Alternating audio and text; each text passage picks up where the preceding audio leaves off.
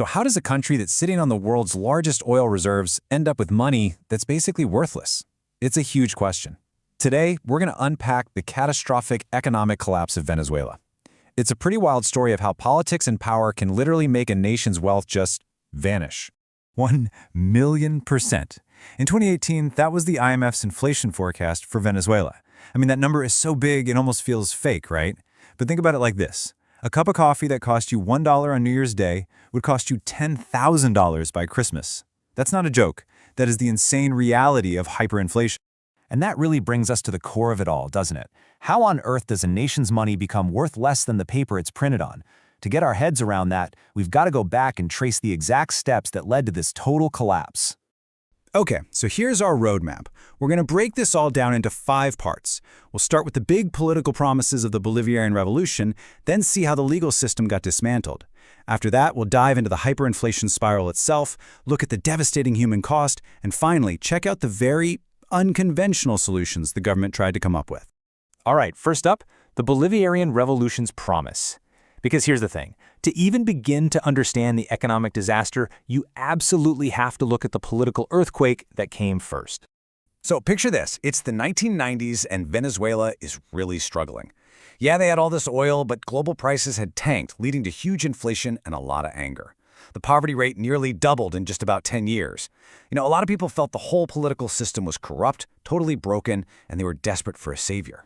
And that savior, for many, appeared in the form of Hugo Chavez. He was this super charismatic military leader, and he came along promising a Bolivarian revolution.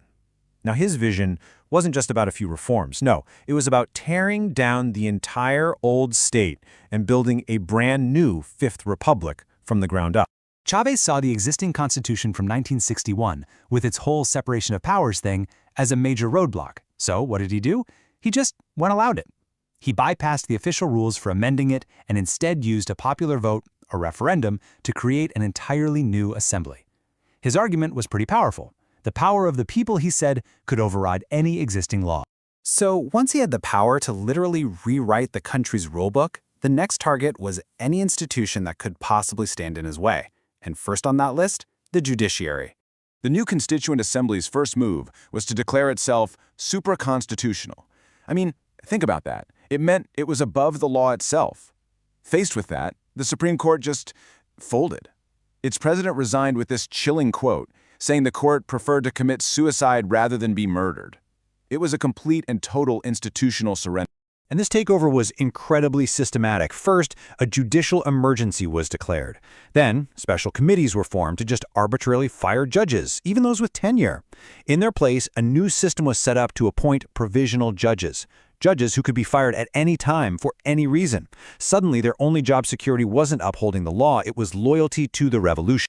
And if you want to know what happened to those who didn't comply, look no further than the case of Judge Maria Lourdes Afuni.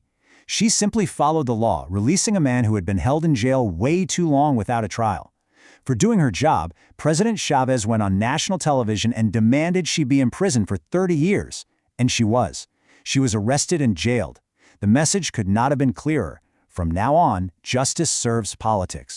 Okay, so with all the legal checks and balances basically gone, the government now had a completely free hand to push through some truly disastrous economic policies. And this, right here, is where the hyperinflation spiral really kicks into high gear. It all started back in 2003 with strict currency controls, where the government just fixed the exchange rate. But, as they started printing more and more money to pay for all their spending, that official rate became a total fantasy. What followed was a series of massive devaluations, each one just hacking away at the currency's value until you get to 2018 and a near total wipeout. And this slide really shows you that disconnect. By late 2013, the government was insisting a dollar was worth 6.3 bolivars. But on the street, the only place you could actually get dollars, it cost nearly 10 times that amount. This massive gap between the official fiction and the black market reality, it was only going to get wider.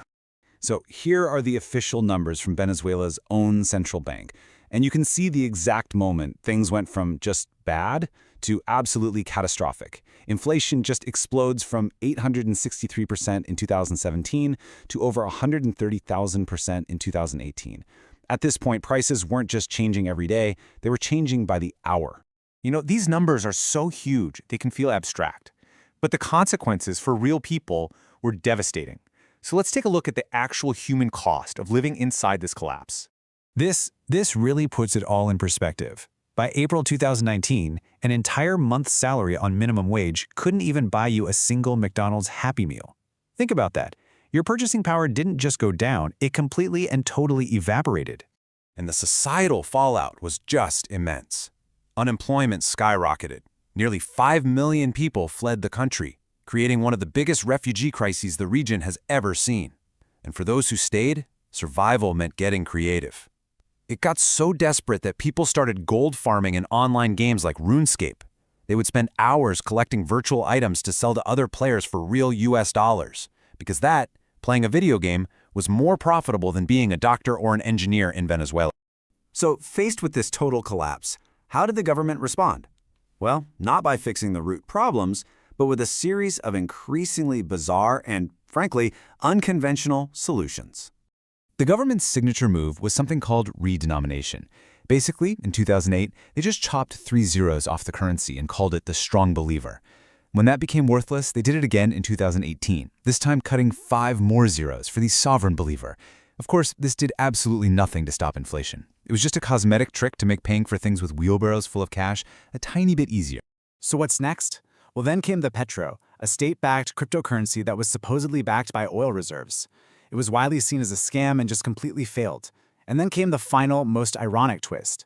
After years of blaming U.S. economic warfare for everything, the government basically gave up and allowed U.S. dollars to circulate freely. President Maduro even called it an escape valve for the economy. The story of Venezuela's collapse is just a chilling lesson in how quickly the very foundations of a society can crumble. It started with a political promise to tear down an old system, and it ended with the complete destruction of the economy itself. And it leaves us with this final, really sobering question. When the basic trust in money is gone, what is left to hold a society together?